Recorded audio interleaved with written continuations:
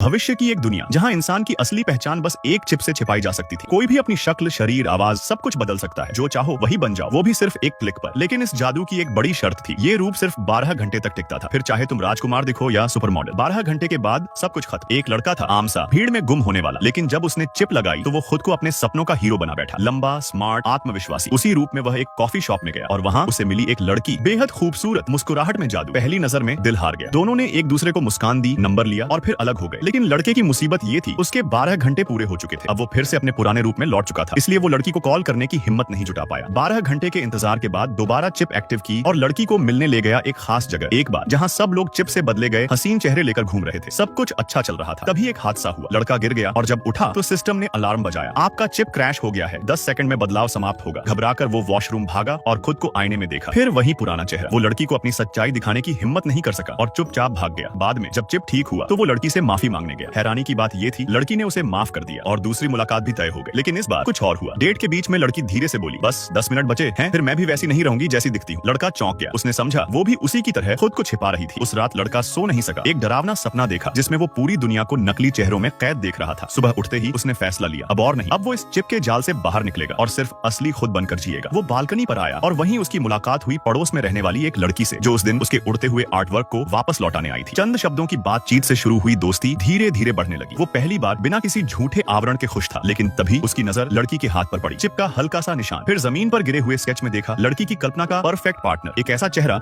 जो हकीकत में था ही नहीं। तभी उसके मन में सवाल उठा, क्या अब इस दुनिया में कोई असली बचा है? उसने हिम्मत जुटाई और कॉल कर डाली उसी कॉफी शॉप वाली लड़की को। अगर तुम्हें खुद को बदलने की ताकत मिल जाए तो क्या तुम उसका इस्तेमाल करोगे किसी को पाने के लिए? जब सब कुछ नकली हो सकता है तो क्या कोई असली तुमसे भी प्यार करेगा? अब सवाल तुम्हारा है, तुम कौन बनना चाहोगे और क्या किसी को दिखाने की हिम्मत है कि असल में तुम हो कौन?